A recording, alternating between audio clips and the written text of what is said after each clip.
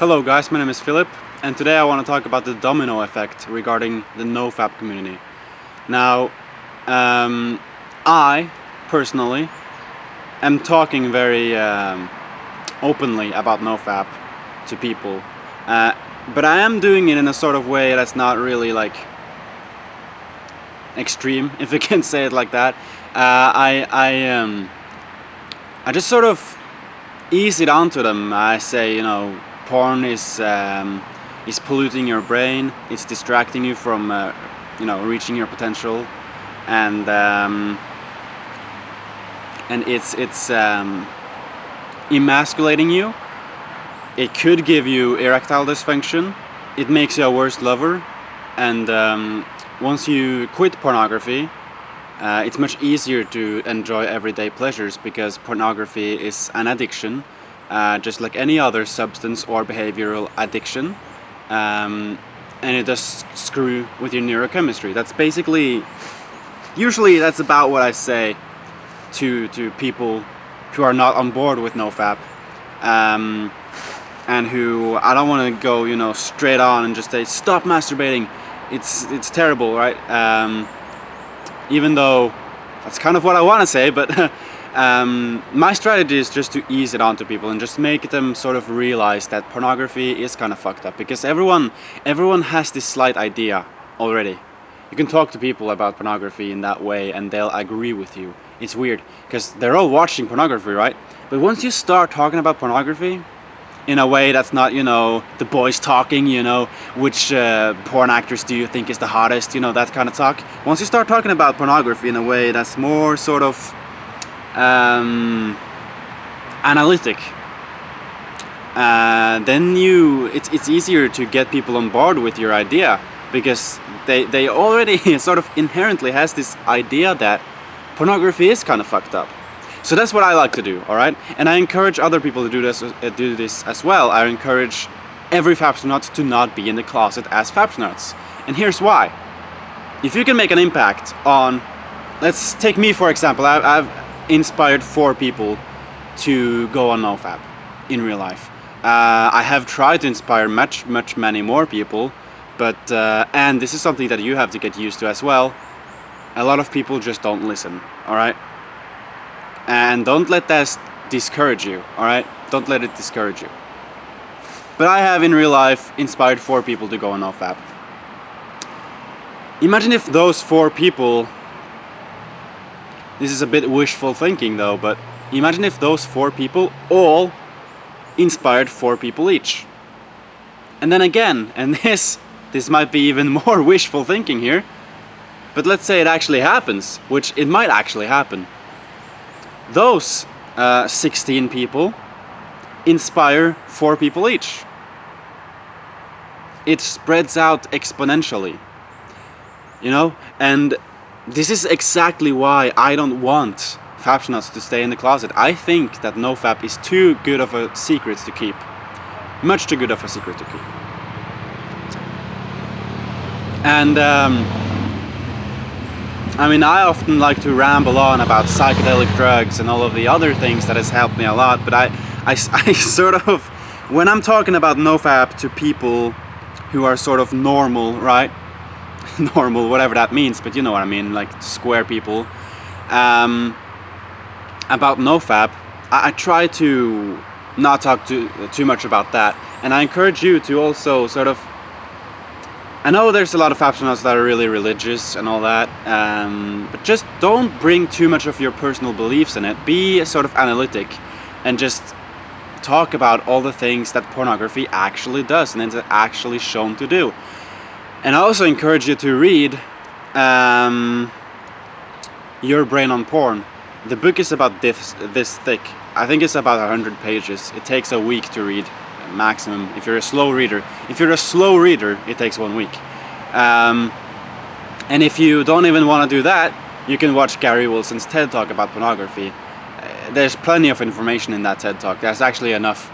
That TED Talk is amazing, and it'll teach you everything you need to know, and it will give you some great arguments. And I think that's the way we should talk about NoFap, at least to begin with. because a lot of people they're not on board with this, you know, religious thing, or this I don't know, this vegan thing. I know there's a lot of vegan fapsonauts too, and I know that you want to just spread the sort of, you want to spread the information that you find moral and ethical. You want to spread, you know, Christian values. You want to spread, you know, vegan ideology and all that, but it sort of turns people off. So to begin with, I would just start with the facts, really, because like all media, I feel like all media, especially like mainstream media and all television and everything in general, it's not factual enough. It's so weird when you've actually woken up and you've not watched television so much, you've not watched, you know, you've not played video games, you haven't polluted your brain so much that you're asleep the whole time, then you start waking up to this fact that none of these, like a lot of these people, like for example politicians or journalists on the news or anyone, they don't give a shit about facts. When I watch the news now, I haven't watched television in a very long time, and I remember, well, I hadn't watched television in a very, very, very long time, and I just sort of watched television a little bit for like 2 weeks ago or something, and I was watching the news, and something just hit me. They don't go in depth on anything. There's no facts, there's no depth. It's just flash, this is happening in Aleppo. Flash, Trump said this is shocking. Flash, right? That's the news. They don't go in depth on anything. You don't. All you see when you watch the news is just a lot of horrendous shit happening in the world. You don't actually learn anything. And so when you come in this crazy world where nobody gives a shit about facts, nobody gives a shit about statistics, when you come in this crazy world, and you bring up the facts, and you bring up the statistics, and you bring up the brain studies, you bring up the neurochemistry, you know, the physiology about pornography, and people are like, dude, this guy is so fucking smart, and I've never heard anyone talk like that before. He's got to be onto something. And so that's what I want to encourage people to do, is just bring them the facts, because that gets them on board. And that's what brought me on board, because I mean, before I was watching Gary Wilson's TED Talk, and I actually got on board with this, you know, abstaining from pornography thing, countless times I was told that pornography is toxic. Countless times was I told that I shouldn't watch pornography. I didn't change anything, because it was all just loose piss. It was all just, oh, it's degrading to women. It's all this, like... And it might be true, right? It might be degrading to women, but what I mean is just, it's this emotional crap. And there's no depth, there's no factual evidence, there's no anything. There's just loose crap. And people don't listen to that. So, yeah, I wanna just say that don't stay in the closet, but also, when you come out of the closet, don't bring too much of your personal ideologies and your personal views in there. Just bring them the facts, because that gets them on board, and that makes you seem like a non-biased person, and we can start a revolution, per se.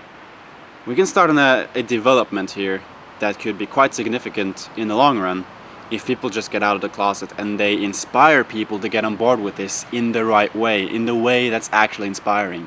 And again, I've tried countless people to get them on board with this. Only 4 have worked. So don't be discouraged if one guy just tells you it's bullshit. If one guy is, you know, telling you that you're a ridiculous person and you should just shut up about this whole NoFap thing.